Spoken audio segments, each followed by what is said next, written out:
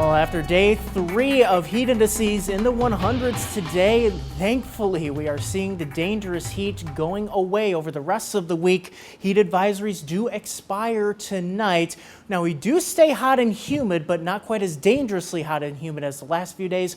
We'll have heat indices in the 90s all week, so still important to take it easy, but not quite in that dangerously high level that we've had the last few days.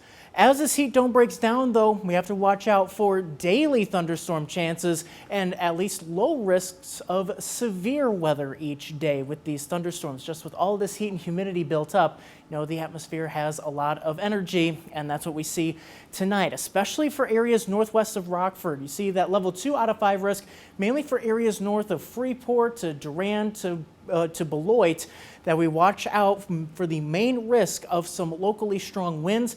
However, think the very heavy rainfall threat may lead to some localized flooding, especially in that level 2 out of 5 area.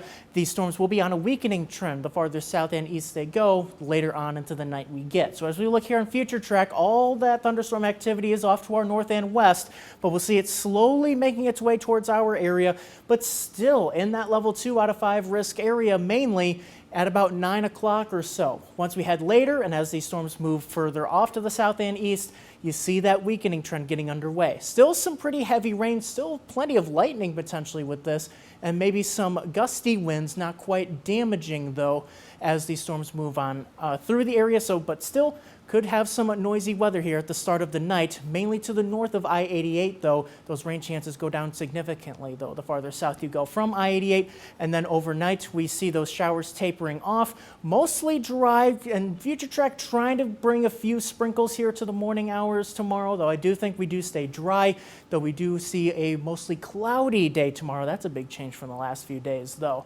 We are tracking though those more rounds of thunderstorms each afternoon and evening, really through the rest of the week. Strong winds and that potential for flooding with these thunderstorms though, with that marginal risk of severe weather each afternoon and evening. So this will be a good time to make sure to stay weather aware, have those ways to receive warnings, and make sure to check the forecast frequently. Overall, though, in terms of rainfall, locally we could see some 2-inch plus totals where we see those torrential downpours kind of rolling over the same areas over the next few days. So it's just something to keep an eye on. So we'll take what rainfall we can get. We still have a drought going on across our area, but we have to watch out for that potential for flooding whenever we see the kind of heavy rainfall rates like we'll see with these thunderstorms that will be kind of hit or miss here over the next few days. So no all-day washouts this week. However, each day has that chance, especially in the afternoon and evening. Temperature-wise, highs in the upper 80s and low 90s, not quite as dangerously hot as the last few days, but towards the end of that extended forecast, Derek, some drier and at least more comfortable news up ahead.